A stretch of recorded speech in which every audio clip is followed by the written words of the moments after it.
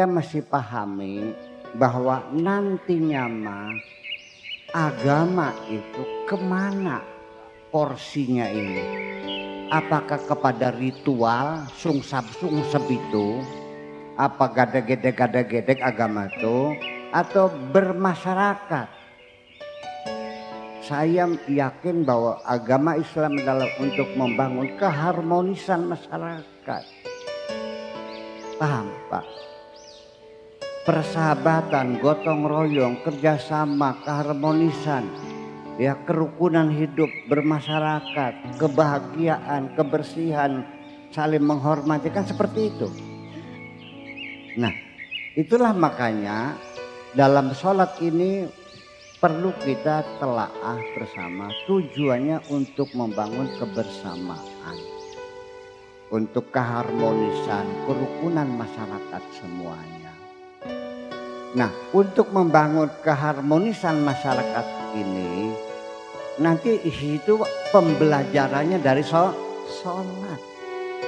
Satu, saya ingin pesan, untuk membangun masyarakat supaya harmonis, supaya rukun, ini satu, diperlukan ya adanya dukungan. Bagaimanapun kalau ingin harmonis, kita harus melihat setiap ada inisiatif, keinginan anak-anak muda, kan begitu, gagasan-gagasan yang baik, segera kita memberikan dukungan.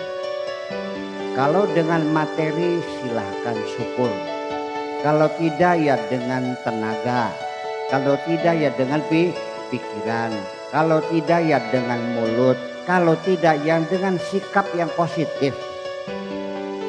Jangan sampai pengalaman saya sendiri dalam bermasyarakat ternyata bapak-bapak dan sekalian, dan ternyata ini banyak sekali anak muda muncul inisiatif, gagasan, orang tuanya malah mengguntingnya. Ini penyakitnya ya. Tolong, ini anak muda milenial ini punya pikiran yang berbeda dengan kita. Ya. Ini ada anak muda yang pintar ngaji, ya kan gitu. Imam sholat, boro-boro mendukung, lah kata Fatihah masih pelok sih. Ada mubalik yang muncul baik, lah perlu modalek sih. Malah kadang-kadang udah musola penuh, perlu pelebaran. Umpamanya ya Pak Kuwu, itu pelebaran. Ya mintalah 5 meter ke kanan atau ke kiri untuk nambah lokal. Ini boro-boro yang punya tanah mempesannya buat wakaf, boro-boro. Malah mintanya semeternya meter 10 juta. Punten, ini bukan sini aja, di mana-mana yang terjadi adalah seperti itu, menumpas putik bunga yang mulai muncul, boro-boro disiram tapi digunting. Saya juga termasuk salah satu korban daripada sikap masyarakat yang tidak mendukung semacam. Betul nggak? Ini pelantikan. Apa itu? Oke.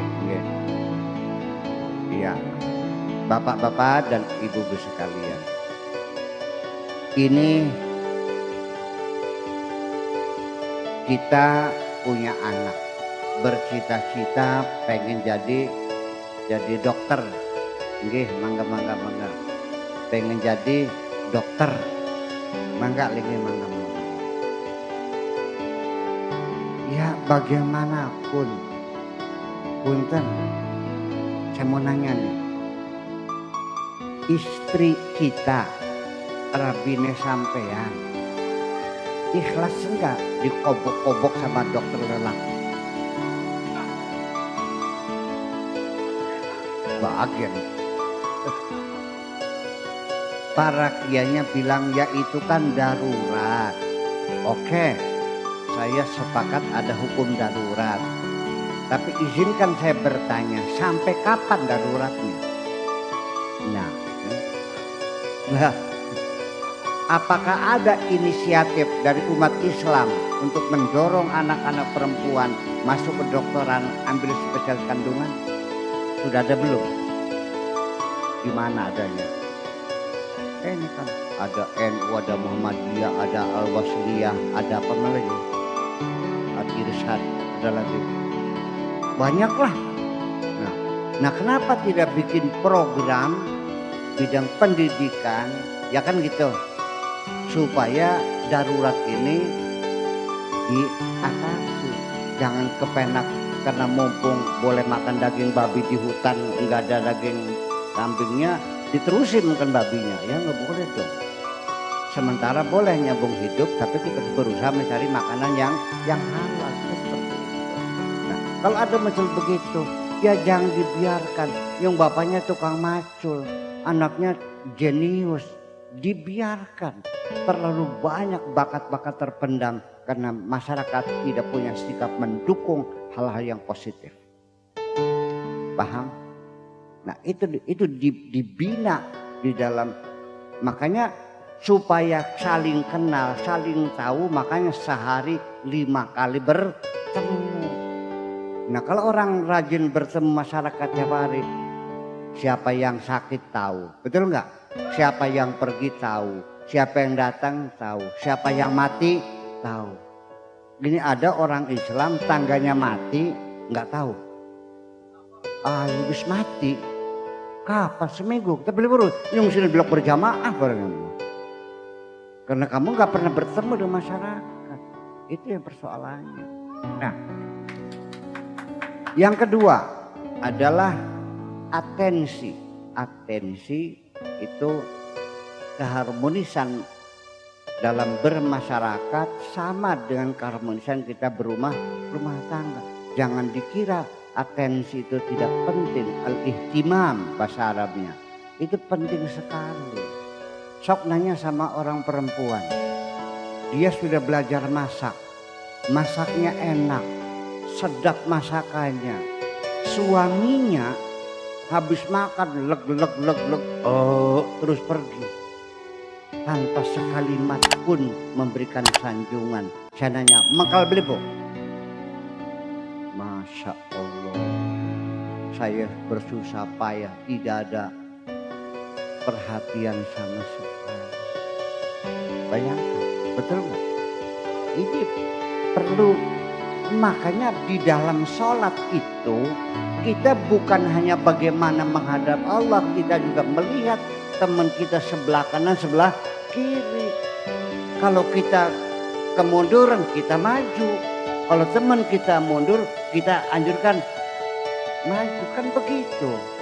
Ada ruangan kosong, kita panggil disikat. Setiap hari kita memberikan perhatian dan kepedulian kepada sesama. Setiap hari. Saya aneh, kok sholat untuk bangun persatuan, kok malah jadi menimbulkan perpecahan. Dari mana asalnya saya nggak tahu. Iya kan? Coba musola sholat, baris pertama kosong, ini kosong, ruang-ruang kosong. Kita selalu supaya diisi penuh, betul nggak? Dalam sholat, dalam kehidupan bermasyarakat, kita ini lagi membutuhkan tenaga ahli di bidang rekayasa genetika. Ya,